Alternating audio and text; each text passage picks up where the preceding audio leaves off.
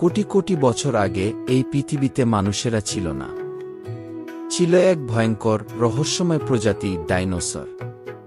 তাদের রাজত্ব ছিল বিস্ময়কর, বৈচিত্র্যময় এবং যারা একসময় ধ্বংসের মুখে পতিত হয়।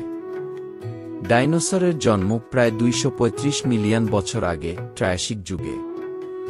সেই সময়ে পৃথিবী এক বিশাল মহাদেশ, প্যানজিয়া আকারে ছিল। প্রথম ডাইনোসরগুলো ছিল ছোট, 2 পায়ে হাঁটত এবং তারা শিকার করত ছোট প্রাণী। এরপর জুরাসিক যুগে প্রজাতির সংখ্যা ও আকার বিশালভাবে বেড়ে যায়। ডাইনোসররা হয়ে ওঠে পৃথিবীর শাসক। ডাইনোসরের ছিল অসংখ্য প্রজাতি এবং তারা ছিল একে অপরের থেকে একেবারেই আলাদা। ডাইনোসরের মধ্যে টি-রেক্স ছিল বিশাল, শক্তিশালী ও ভয়ঙ্কর শিকারী। ট্রিসেরাটপস প্রজাতির মাথায় 3টি শিং ছিল এবং তারা গাছপালা খেত। ব্রাচিওসরাস প্রজাতির লম্বা গলা, বিশাল দেহ ছিল, তারা গাছের উঁচু ডাল খেত। ছোট কিন্তু চতুর ও দলবদ্ধ শিকারী ছিল ভেলোসিরাপ্টর।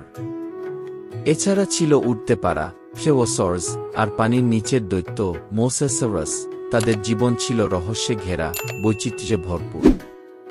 ডাইনোসররা বাস করত গভীর জঙ্গলে, মরুভূমিতে, এমনকি হিম অঞ্চলেও। তাদের মধ্যে কেউ ছিল নিরামিষভোজী, কেউ মাংসাশী। তারা একে অপরের সাথে লড়ত, ঝাঁকে ঝাঁকে ঘুরে বেড়াত, বাসা বাঁধত, ডিম পাড়ত এবং বাচ্চা ডাইনোসরদের রক্ষা করত। সেই সময়ে পৃথিবীর বাতাস ছিল গরম এবং অক্সিজেন বেশি, যা এই বিশাল দেহের প্রাণীদের বেঁচে থাকার উপযোগী পরিবেশ তৈরি করেছিল। তবে ডাইনোসরদের গল্পের শেষটা খুবই করুণ। প্রায় 65 মিলিয়ন বছর আগে এক বিশাল উল্কাপিণ্ড ধাক্কা খায় মেক্সিকোর ইউকাটান অঞ্চলে। এর ফলে তৈরি হয় বিশাল ধ্বংসযজ্ঞ, আগুন, ধূলিকণা ও তাপ পৃথিবীর বায়ুমণ্ডল ঢেকে দেয়। সূর্যের আলো পৌঁছানো বন্ধ হয়, গাছপালা মরে যায়, পৃথিবী পৃষ্ঠ প্রচণ্ড ঠান্ডা হয়, খাদ্য শৃঙ্খল ভেঙে পড়ে। ফলে বিরূপ পরিবেশে ডাইনোসর প্রজাতির বিলোপ ঘটে।